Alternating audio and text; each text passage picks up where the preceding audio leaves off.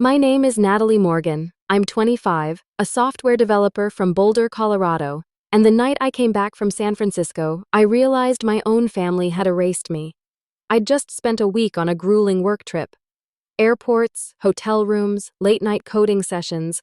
All I wanted was to drop my suitcase, fall face first into my bed, and let the familiar quiet of my room wrap around me. My apartment-sized backpack hung heavy on my shoulders as I climbed the creaky wooden steps to my parents' house, the one with the pine tree out front that always smelled like Christmas, no matter the season. But when I reached my bedroom door, my breath caught. The handle wouldn't budge. A brand new lock gleamed under the hallway light. I pressed harder, thinking maybe it was jammed, but then I saw it, thin streaks of neon pink spilling through the crack in the frame. A sign glowed inside, unmistakable in its smug announcement. Live now. I froze. The laughter and chatter of a voice I knew too well floated through the door.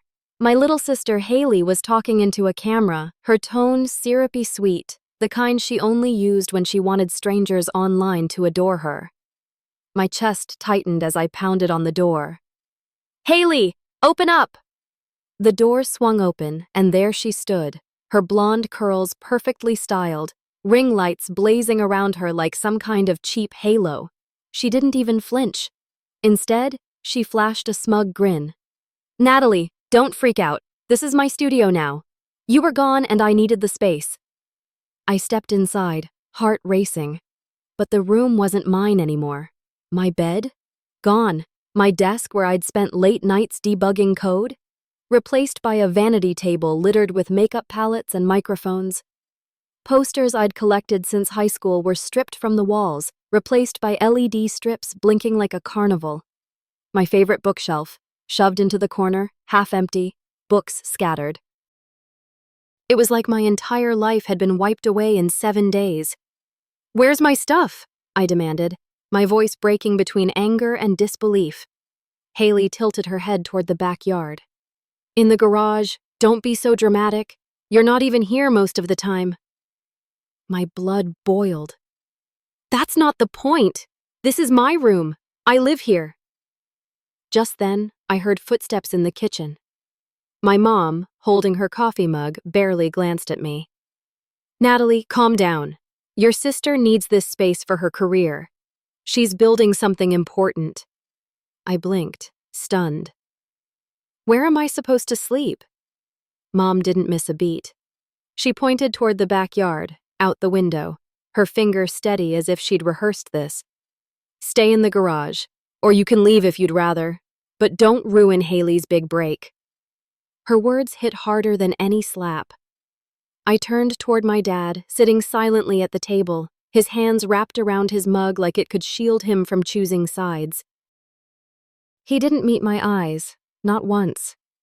Hailey giggled behind me, already turning back toward her camera. "Don't mind her, guys," she cooed to her live stream audience. "My sister just doesn't get it." Something inside me cracked. I stormed outside into the cold Colorado night, the garage door groaning as I yanked it open. The smell of dust and oil hit me like a wave. And there it was, my life crammed into cardboard boxes, piled carelessly in the corner. Clothes wrinkled, books bent, my laptop, my lifeline, sitting exposed on a box of holiday decorations. I grabbed one of my sweaters, my hands trembling as the betrayal settled in. Back in the kitchen, I held it up. "You threw my life in the garage like trash? Are you kidding me?" My mom rolled her eyes, her voice sharp. "It's just stuff. Don't be ungrateful. Hailey has an audience now. She's this close to making it big. You should be supporting her, not whining about sweaters." I stared at them. My mom's hardened expression, my dad's silence, Hailey's smug smile under the glow of her ring lights. I wasn't just losing a bedroom. I was losing my family. I grabbed my suitcase from the hallway, my steps echoing in the house that no longer felt like home. And as I stepped out into the cold, one thought burned in my chest. This isn't the end. Not for me. Not for what they did. 6 months later, my phone would light up with 39 missed calls from Hailey, and a text from Mom that simply read, "Where are you?" But that night, that was the moment everything changed. If you've ever sat at a dinner table and felt the air turn to glass, you'll understand this part of my story. It was 3 weeks before the San Francisco trip. Boulder had one of those crisp evenings that makes the Flatirons look like they've been carved from sapphires. I came home early from the office, hair still smelling faintly of espresso and server rooms, to help Mom set the table. The good plates, the linen napkins, Dad's favorite roast resting on the counter like a promise. I kept running my fingers over a small envelope in my pocket, the surprise I'd been saving for months. I'd been picking up extra tickets with our ops team, freelancing weekends, living on rice bowls and black coffee, all for this. 2 flights to Paris, plus a quaint left bank hotel I'd found on a winter discount. It wasn't just a trip, it was a thank you. For every ride to coding camp, every night Dad stayed up installing antivirus on my clunky middle school laptop, every casserole Mom set by my elbow when I was studying through tears. By the time the sun slid behind the foothills, the table glowed. Candles, the good glasses, rosemary tucked into napkin rings like we were hosting dignitaries. My sister Hailey breezed in last, trailing perfume and hashtags. Her boyfriend Derek followed, all swagger and expensive hoodie, the kind of guy who calls everyone boss and never means it. We took our seats. I tried to swallow down the butterflies. "Before we eat," I said, standing with a smile that didn't quite steady, "I want to share something." Mom's eyes softened. Dad looked up, hopeful. For one suspended second, I imagined their faces when they saw the boarding passes, the way Mom would cover her mouth and Dad would blink too fast and pretend he had something in his eye. I slid the envelope across the table. "You two have carried me for 25 years. Now I want to carry you, just for a week." I turned to them. "Paris, just the 2 of you. Walk by the Seine, get lost in the Louvre, eat croissants till you forget what time zones are." Dad's mouth actually fell open. "Natalie." Mom pressed her fingers to the envelope, almost reverent. Clang. Hailey's fork hit the plate like a gavel. She leaned forward, chin tilted, the ring light confidence flicking on in her eyes. "And what about me?" she asked, sweet and sharp at once. "We're a family. Why are you cutting me out?" The room shifted, just a few degrees, but enough to make the candles waver. I kept my voice even. "Because this is for Mom and Dad, something they've always wanted." I smiled at my parents again. "A second honeymoon." Derek snorted, leaning back like he owned the chair. "Come on, Nat. You're pulling dev money now. You'll get a raise next quarter. You can float 3 more tickets easy." Heat rose up my neck. I tucked a strand of hair behind my ear. "I'm not floating anything. I saved for this." Hailey's mouth curved, something between a pout and a smirk. "So you can blow cash on them but not invest in me? I asked for just $10,000 to upgrade my cameras and build a backdrop wall. Do you want my channel to grow or not?" I stared at her. The number didn't surprise me. I'd seen the invoices. I'd watched money leave my checking account more times than I wanted to admit.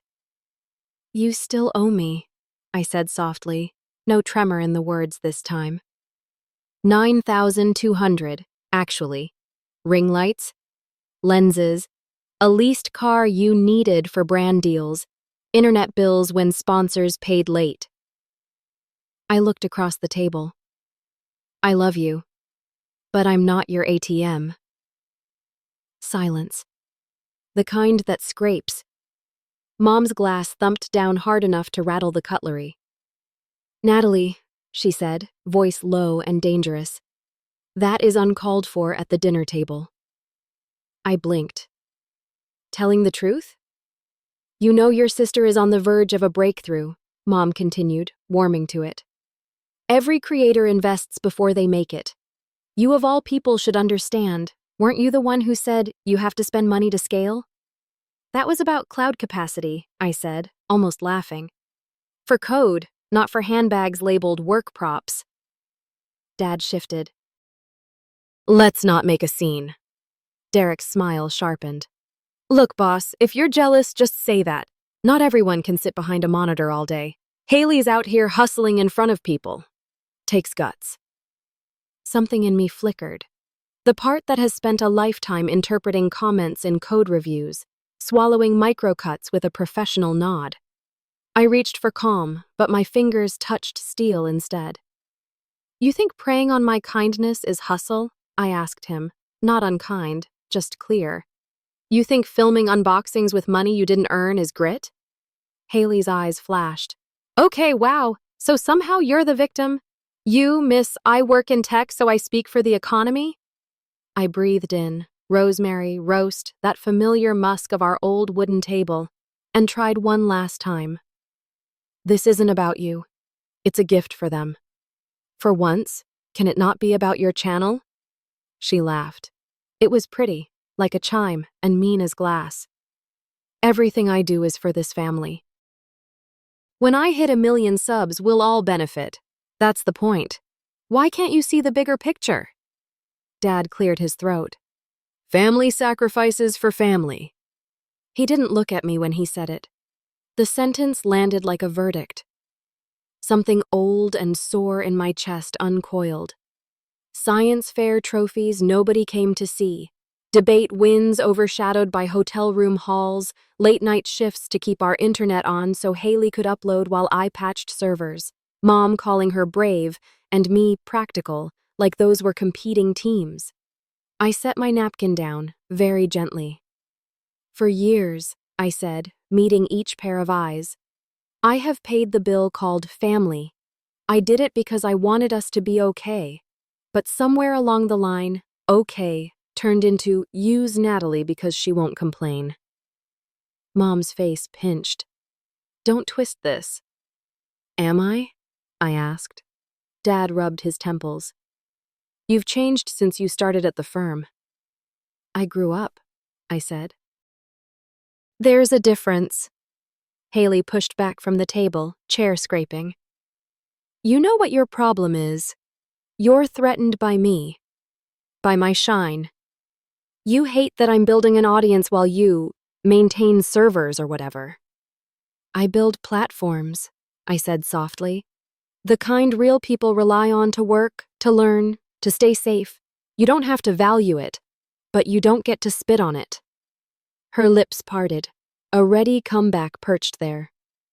Derek squeezed her shoulder, murmuring something about, don't let the haters win. The word haters hung between us, ridiculous and radioactive. I turned back to Mom and Dad. You don't have to go to Paris if this ruins it for you. I can refund the tickets. Dad looked shattered then, just for a second. Mom's jaw tightened. We'll discuss it, she said, which in our house was code for no. Hailey folded her arms, triumphant. Glad we cleared that up. Also, when your room's free next week, I'm building a soundproof wall. Don't freak out when you see lumber. Something inside me went still. My room, I repeated. She shrugged. You're barely here. I need a space that reads professional. My laugh surprised even me. Not unhinged, not bitter, just done. You want my room? Fine. Build your wall. I stood, the candles licking little tongues of light toward the ceiling. But hear me clearly. I'm not funding a single board. I gathered my plate, took it to the sink, and ran the water until the roar drowned out the tremor in my hands. Through the window, the flatirons stood ancient and patient, blue against the dark. Mountains don't explain themselves to anyone. When I turned back, the table had splintered into tight whispers. Mom's head shook. Dad stared at his lap. Hailey scrolled, thumbs flying, probably drafting a story about toxic energy. Derek looked smug, like he'd won something he couldn't name. I dried my hands, smoothed my shirt, quietly picked up the envelope from where it lay and slipped it back into my pocket. No one stopped me. No one asked for it back.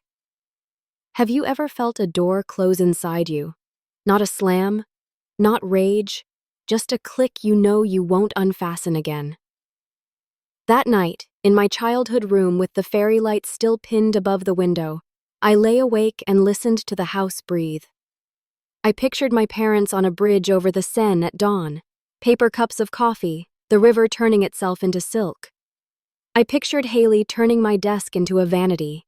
I pictured myself at a crossroads, apologize until the peace returned, or hold my line and let the blast wave pass through me. I chose the line. 3 weeks later, I'd drag my suitcase up those steps after a week in San Francisco and find a new lock on my door. A neon sign bleeding. Live now through the crack. My life boxed up in the garage like yard sale leftovers. But at that table, with rosemary and candlelight and a trip to Paris that suddenly felt like a fantasy, all I knew was this: the cracks had become fault lines, and the earth was getting ready to move. The morning after returning from my London trip, I woke up on Nolan's lumpy couch, staring at the ceiling fans spinning lazily above me. The ache in my chest hadn't faded. My own family, my mom, my dad, my sister Alexis, had chosen to throw me aside for a ring light and a neon sign. I tried to shake it off, but the betrayal clung to me like smoke. Nolan set down a mug of coffee on the side table. "You're not going back there, are you?" he asked gently. I shook my head. "No, not after what they did.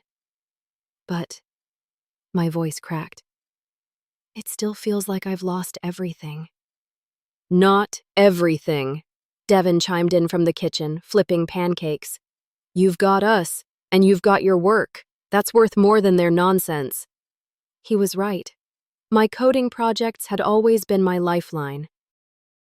But that morning, as I opened my laptop to dive back into work, an email notification froze me in place. Subject line: source code leak, urgent.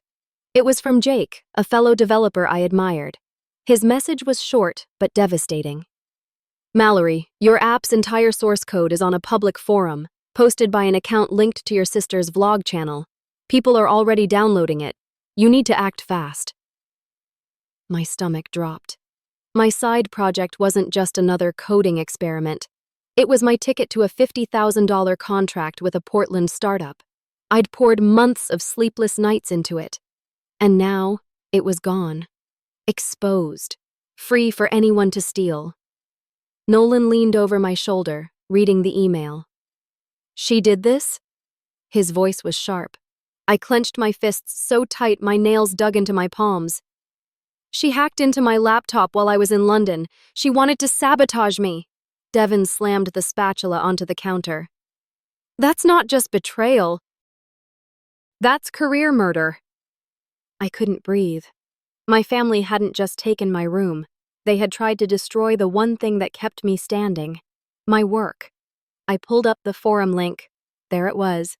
My lines of code, the architecture I'd slaved over, shared like some free template.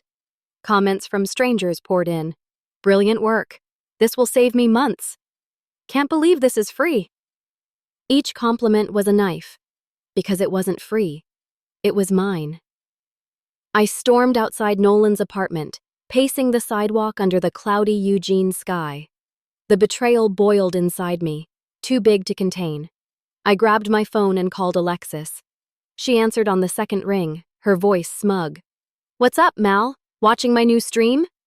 "Don't play dumb," I snapped, my voice trembling. "You stole my code. You leaked my work." "Oh, that?" she said casually, as if we were talking about spilled milk.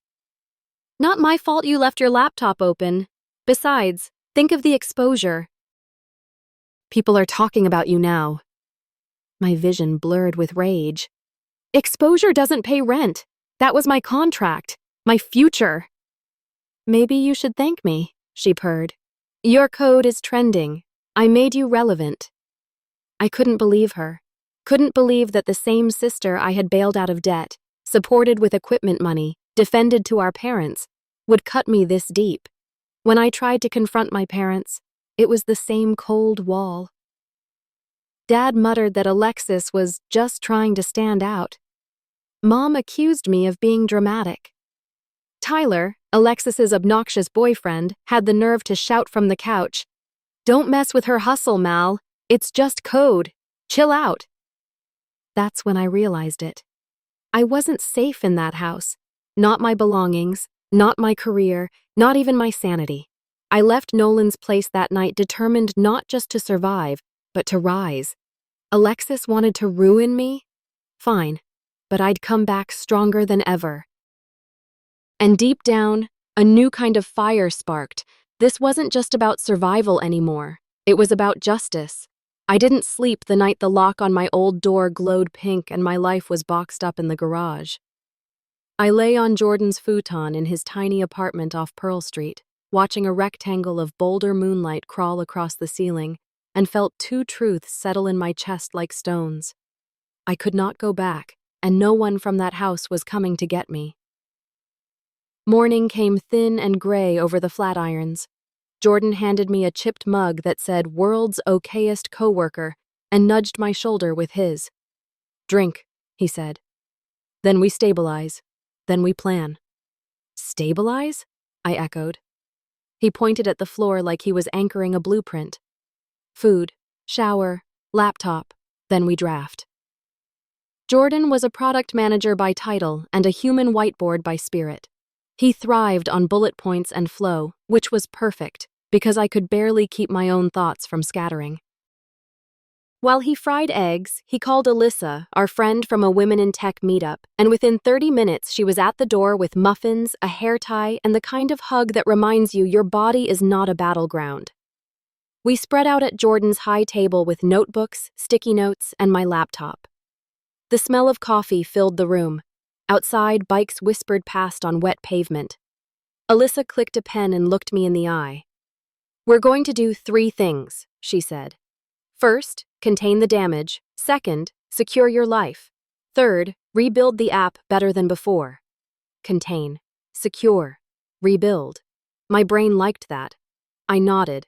Contain the damage meant triage. I rotated every password, revoked every device session, locked down 2-factor on accounts I'd lazily left to SMS. Jordan spun up a clean repo on a private Git server he already paid for. "Don't at me," he said. "I like backups."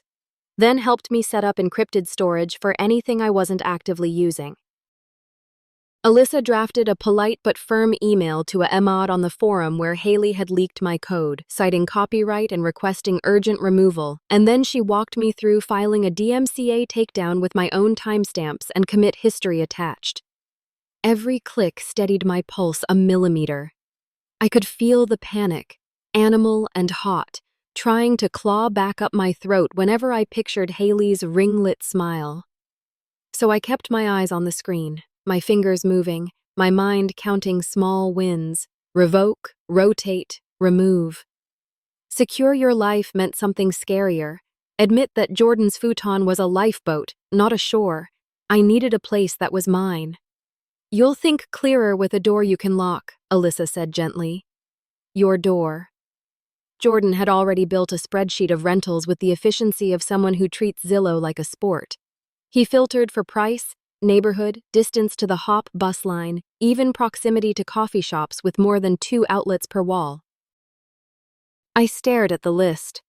A 1-bedroom on Walnut, with a brick balcony and a view of the rooftops. A studio near Chautauqua Park, where the trailhead would be 3 blocks from my bed. A garden apartment off Folsom with a kitchen the size of a postage stamp and sunlight that made the floorboards glow. "My budget," I said, throat tight. "I can stretch to 1,500, barely." "Then that's your ceiling," Jordan said. "We'll make the space work." We made appointments for that afternoon.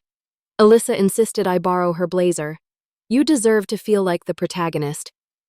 And on the way out the door, I paused, palm flat against the cool metal of my laptop. "Stay," I told it, like it was a dog. Then I laughed at myself, and Jordan rolled his eyes so fondly I could have cried. The Walnut Street 1-bedroom was first. The landlord, a woman in her 60s with a silver braid and hiking boots, led us up narrow stairs into sun and wood and the faint smell of oranges.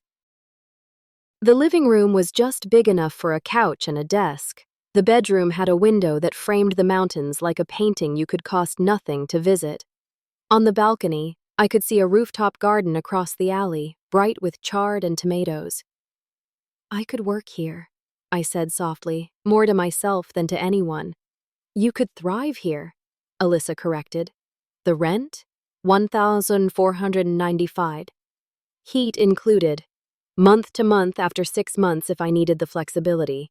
The landlord, Marilyn, watched my face as I walked the space again, palm skimming the wall where I could already picture a whiteboard and a calendar and a string of fairy lights that were mine to pin and take down and repin as I liked.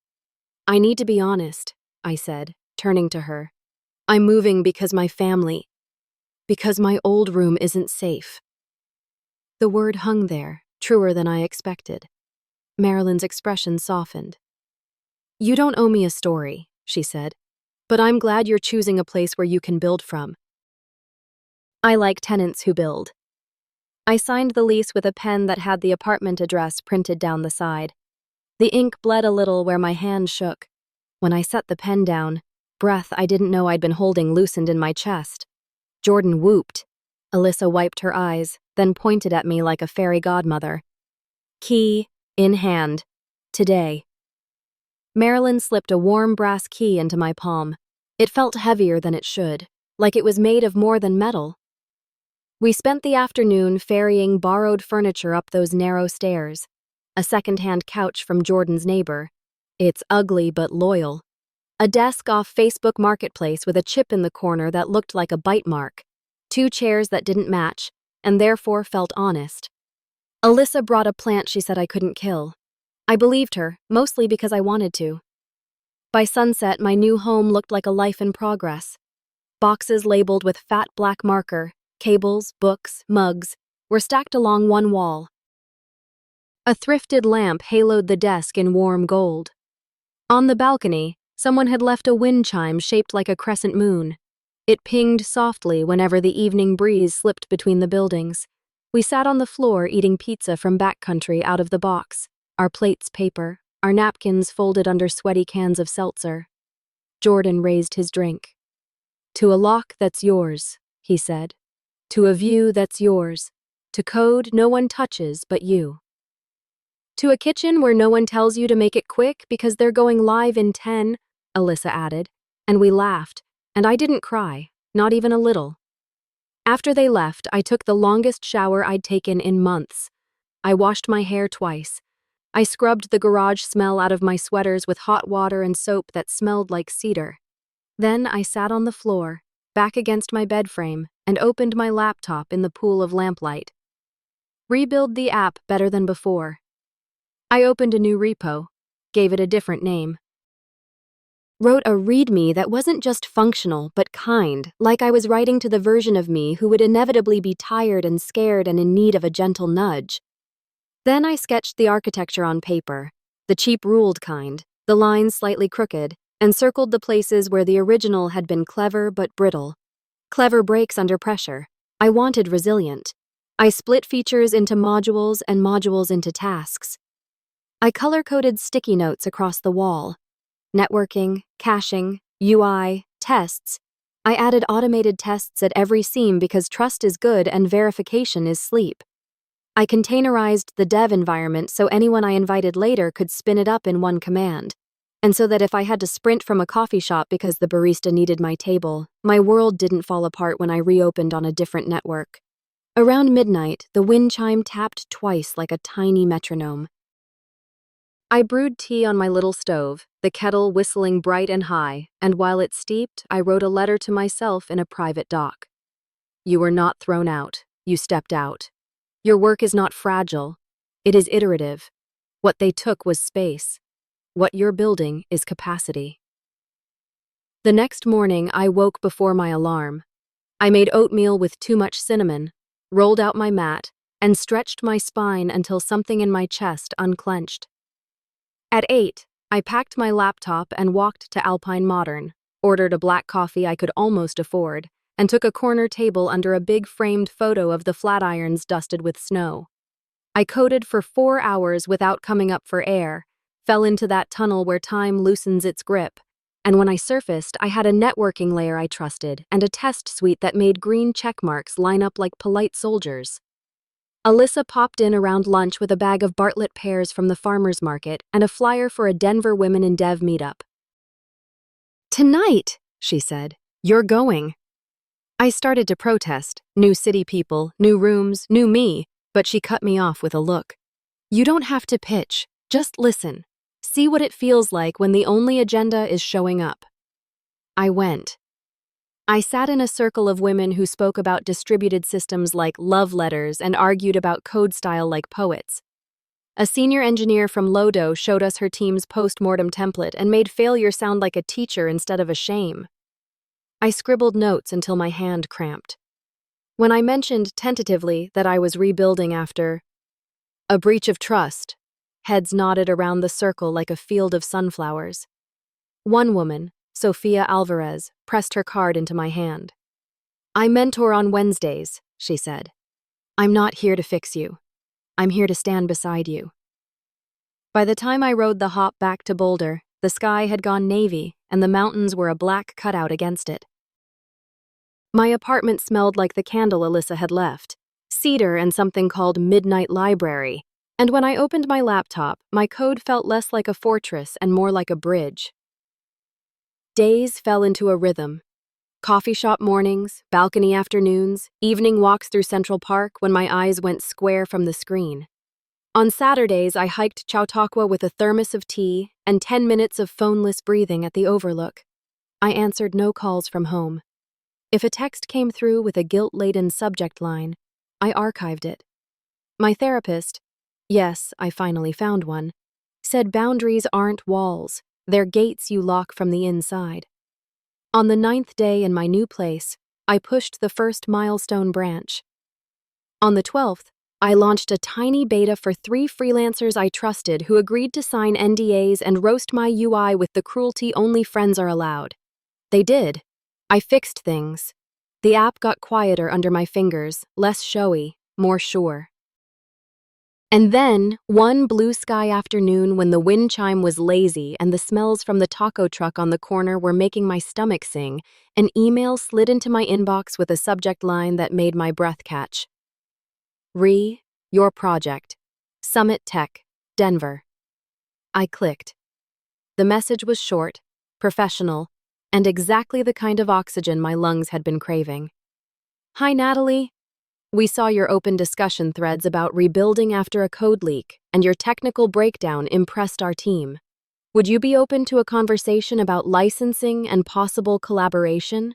We're Summit Tech, based in Denver. I've attached a brief with our product goals and where your platform could fit. If you're available this week, we'd love to meet, virtual or at our Rhino office. Lena Park, Director of Product Summit Tech." I stared at the screen until the words doubled. Then I laughed, a sound too bright for the little room, and pressed my palms to my cheeks like I could hold the moment in place.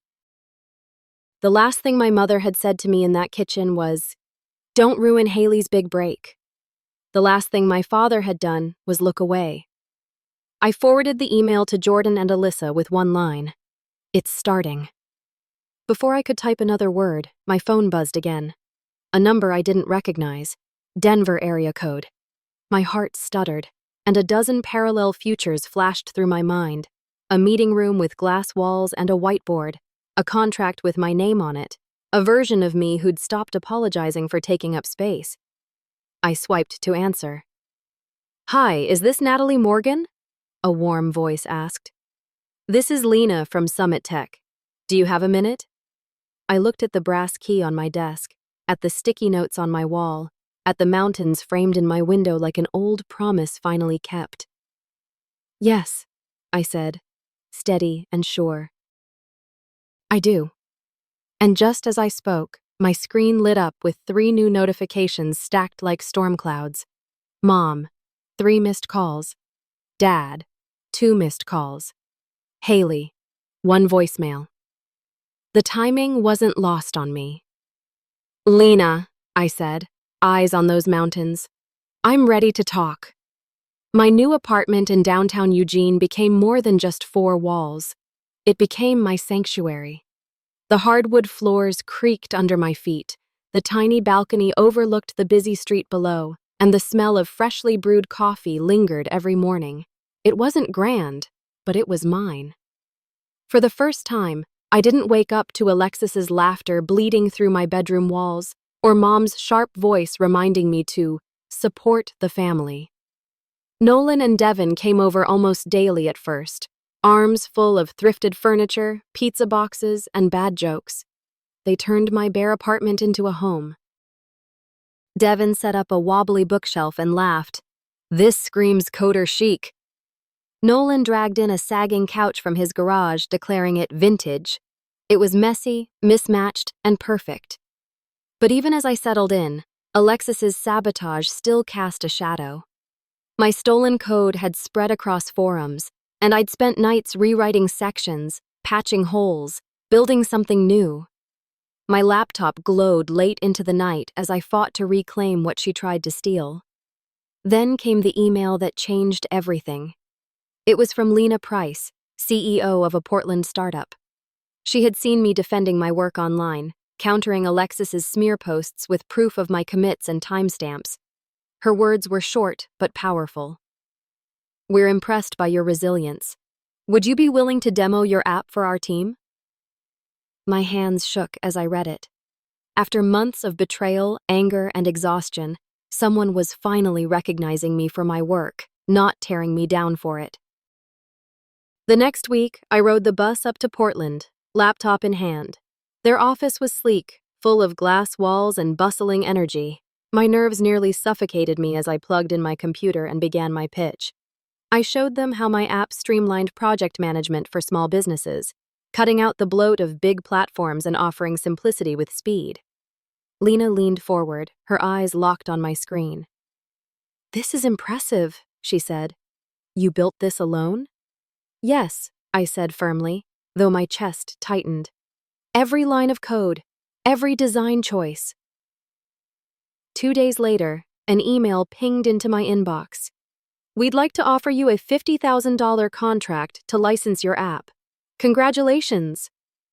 I sat frozen, staring at the screen until the letters blurred. Tears spilled down my cheeks as I whispered to myself, "I did it." That night, Nolan and Devin dragged me to a dive bar downtown. We clinked glasses of cheap beer, laughter echoing through the dimly lit room. "To Mallory," Devin toasted, his voice warm. "The girl who didn't let her sister win." "To new beginnings," Nolan added, raising his glass high. We laughed, we cheered, and for the first time in years, I felt light. Back in my apartment, I splurged on a second monitor and a sturdy desk. It wasn't much, but it felt like a throne compared to the damp shed my family had shoved me into. Every click of the keyboard was a declaration. I was building a life they couldn't touch. Soon, freelance projects started trickling in. Small at first, fixing bugs, designing simple tools, but each one stacked up, brick by brick, until I had a growing portfolio. Clients left glowing reviews, praising my reliability, my clean code, my speed. Word spread, and so did my confidence. I wasn't just surviving, I was thriving. But Alexis wasn't finished with me. It started with whispers online.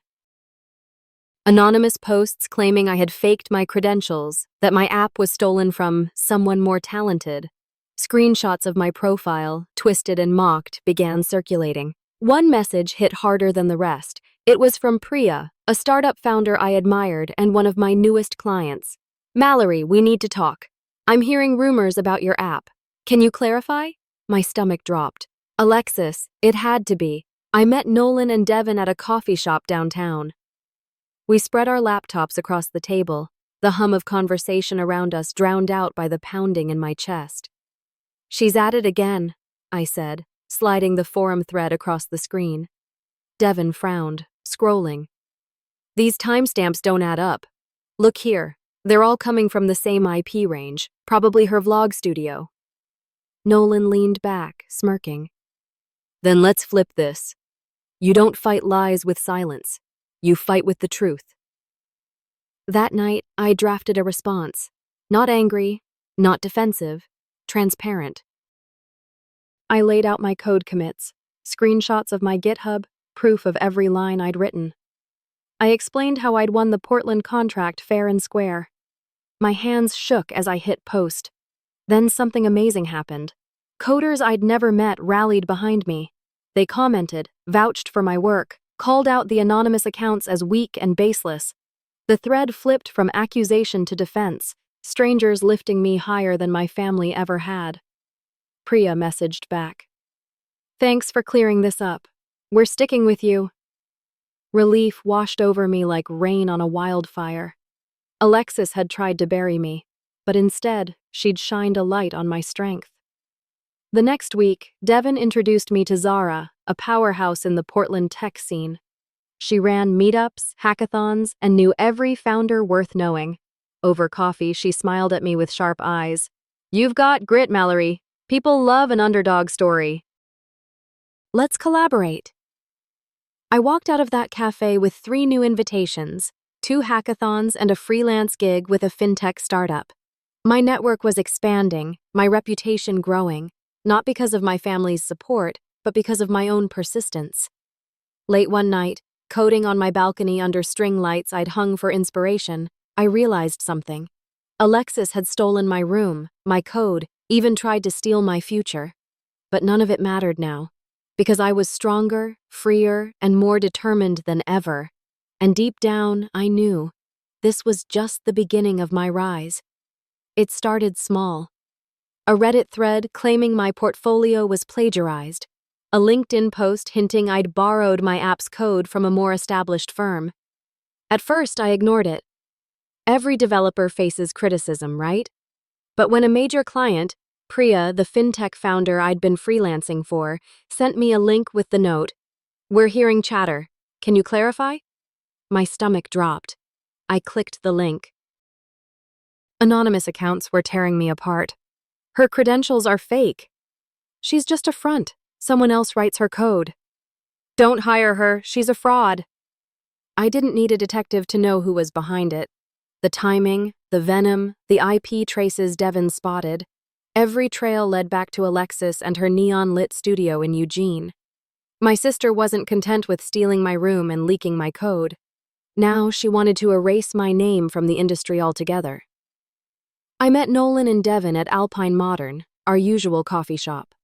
The place smelled like espresso and toasted sourdough, full of students typing away on glowing MacBooks. We claimed a corner table, laptops open, the hum of conversation buzzing around us. "She's going nuclear," Devin muttered, scrolling through the posts. His eyes narrowed. "Look at this. Timestamps don't lie. These are all coming from the same range. Her vlog setup." Nolan leaned back, arms crossed. "She's banking on you staying quiet." But silence gives lies oxygen. We need to choke this fire out with receipts. So that night, I wrote my truth. Not defensive, not angry, just clear. I posted a detailed breakdown of my app's development timeline, GitHub commits, screenshots of my IDE, even timestamps of late-night pushes that proved I was the sole developer. I explained the Portland contract, shared snippets of my pitch deck, and thanked the community for holding people accountable. When I hit publish, my hands shook, but within hours, the tide shifted. Coders I'd never met rallied in the comments. "Her work is solid. I've reviewed her repo, clean and consistent. The hate looks coordinated. Ignore the noise." The smear campaign that was meant to destroy me became the very thing that strengthened my reputation. Priya replied to my email with a single line. "We trust you.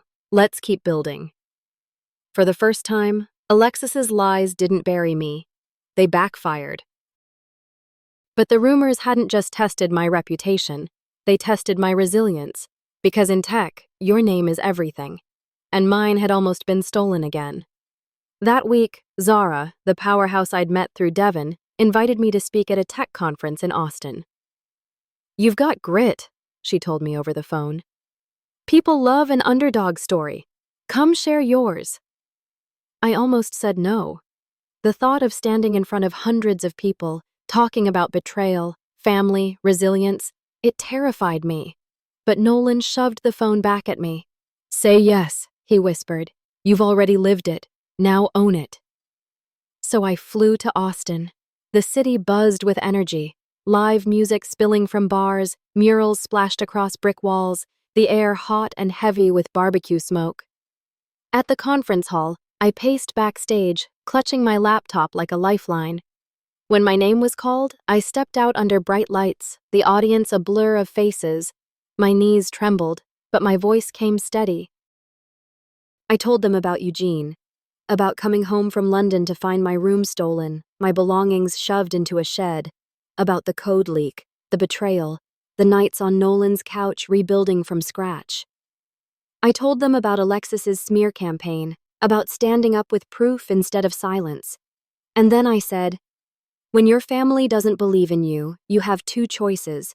Let their voices define you, or build a life so loud their voices don't matter anymore. I chose the second. The room erupted in applause. Some stood, clapping until my throat closed with emotion. Afterward, strangers came up to shake my hand, to say my story gave them courage.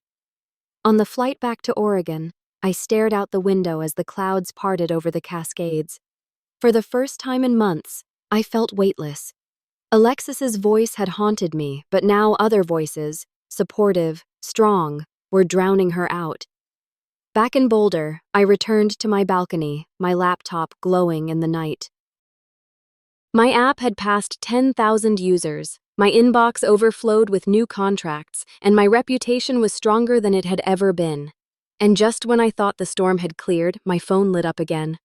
Mom. 5 missed calls. Dad. 3 missed calls. Alexis. 1 voicemail. Curiosity gnawed at me until I hit play. Her voice cracked through the speaker, frantic and almost unrecognizable. "Mallory, we're in trouble. You have to help us. Please, call me back." I stared at the screen, my chest tight. After everything they'd done, now they wanted me back. But I wasn't the same girl they'd shoved into a shed. When I first heard Alexis's voicemail, her frantic voice begging me to call her back, I laughed bitterly. 6 months earlier, she had stolen my room, my code, and my dignity. Now she wanted my help? I almost deleted it, but curiosity won. The next day, a handwritten letter slipped under my apartment door. My dad's handwriting. The paper shook in my hands as I read. "We're sorry. Alexis messed up. Please help us keep the house." My throat tightened. Memories of Dad sitting at the kitchen table, silent while Mom told me to sleep in the shed, came flooding back. He hadn't spoken up for me then, but now he wanted me to save them. I stuffed the letter into a drawer and texted Nolan and Devin. "They're drowning in Alexis's mess. We need to talk." We met at a diner near downtown Eugene, the smell of greasy fries hanging in the air. I slid Dad's letter across the table. Nolan read it, his brow furrowed. "They made their choices," he said flatly. Devin nodded, sipping his soda. "You don't owe them, Mal. You built your life without them." Still, guilt gnawed at me. This was my family, my blood. Did I really want to watch them lose everything? That weekend, I drove past my old neighborhood. A "for sale" sign leaned in the front yard of the house I had once called home. The windows looked darker, the siding more faded than I remembered. Out front, Alexis was loading boxes into a van, her face pale. She froze when she saw me. "Mallory, please." Her voice cracked. "I didn't mean for this. I didn't know it would get this bad." I kept my distance. "You leaked my code. You trashed my name online. And now you want me to save you?" Her hands fidgeted, her eyes darting like a cornered animal. "I thought I could make it big. I thought I'd pay you back, I swear. But the sponsors pulled out, the equipment loans piled up, and Tyler—" Her voice broke. Tyler left. Hearing his name didn't surprise me. Tyler had always been there for the perks, never the struggle. Then Mom stepped outside. Her eyes were red, her face lined with exhaustion. "We're family," she said softly, almost pleading. Don't walk away from us now. We need you. I clenched my fists. Where was family when you told me to sleep in the shed? Where was family when you sided with Alexis while she destroyed my work? Dad lingered in the doorway, shoulders slumped, his silence the same as it had always been. You walked away first, I told them, my voice steady. Don't expect me to come running back now. Alexis's tears streaked down her cheeks. I've lost everything. Please, I don't know what else to do. I shook my head. You made your bed. Now you're lying in it. I turned and walked back to my car. My hands trembled as I gripped the wheel, but I didn't look back. For the first time in years, I felt in control. Back in my apartment, I opened my laptop. Emails from clients waited. My app had just passed 15,000 users, reviews were pouring in, and new contracts filled my inbox. My career was thriving while theirs was crumbling. That night, I sat on my balcony, sipping tea as the city lights twinkled below. A year ago, I would have given anything for their approval. Now, I realized I didn't need it. I had my work, my friends, and my freedom. My family's empire of favoritism and lies was collapsing, and I wasn't going to let it drag me down with it. The last time I saw my old house, the for sale sign leaned crooked in the yard and boxes cluttered the driveway. Alexis's live stream lights were gone, her studio dismantled, her followers long vanished. Mom and Dad shuffled around like ghosts of themselves, weighed down by debt and regret. And me? I sat in my car across the street, watching from a distance, realizing the chapter was already closed. I didn't knock on the door. I didn't go inside. That house had stopped being my home long before the sign went up. Back in my apartment in Eugene, life had taken on a different rhythm. The hardwood floors creaked less like emptiness and more like music. My balcony, once just a slab of concrete, became my sanctuary. String lights glowing above, a second monitor perched on my thrifted desk, plants Alyssa promised I couldn't kill thriving in the corner. And my app, my lifeline, was no longer just mine. Small businesses across Oregon and beyond had started using it. Feedback poured in. This changed how we run projects. Finally, something simple that works. The numbers spoke louder than words. 20,000 users and climbing. Each milestone was another nail sealing shut the coffin of Alexis's lies. With Nolan and Devin at my side, I kept building. We brainstormed features over greasy diner breakfasts, argued about UI choices until midnight, and celebrated each new client with cheap beer and loud laughter. They weren't just friends, they were family. My chosen family. Opportunities bloomed from every corner. Zara invited me to collaborate on a community project in Portland. Priya connected me with founders in San Francisco who wanted to license my software. And when Lena from Summit Tech asked me to co-lead a hackathon in Denver, I realized something. I wasn't the girl begging for scraps of validation anymore. I was the woman shaping her own future. Then came an idea that wouldn't let me go. One night, staring out at the city lights, I thought about all the people like me, the ones pushed aside by their families, the ones told they weren't enough, the ones betrayed by those who should have protected them. What if I shared my story, not just in whispers to friends, but openly? The next weekend, I set up a camera in my apartment. No ring lights, no neon signs, just me, a cup of coffee, and the truth. I talked about the shed, the code leak, the betrayal. I talked about choosing myself, about how walking away had been the hardest and best decision I'd ever made. When I uploaded the video to YouTube, my hands shook. But within days, the comments rolled in. This is my story too. I thought I was alone until now. Thank you for giving me hope. I read them late into the night, tears streaming down my face, realizing I'd built more than an app. I'd built a community. Meanwhile, Alexis's downfall continued. Her channel collapsed after sponsors pulled out and word spread about her debts. Tyler had already abandoned her, and Mom and Dad downsized into a cramped rental on the edge of town. I heard about it from neighbors, not from them. They never called again after I turned them away. Maybe they were too ashamed, or maybe they still blamed me. Either way, I no longer carried their weight. One afternoon, scrolling through the news, I saw an article about Alexis. Former influencer faces bankruptcy after failed channel. I felt a flicker of pity, but it faded fast. She'd made her choices, just as I had made mine. And mine had led me here. Freedom, dignity, and a future no one could take from me.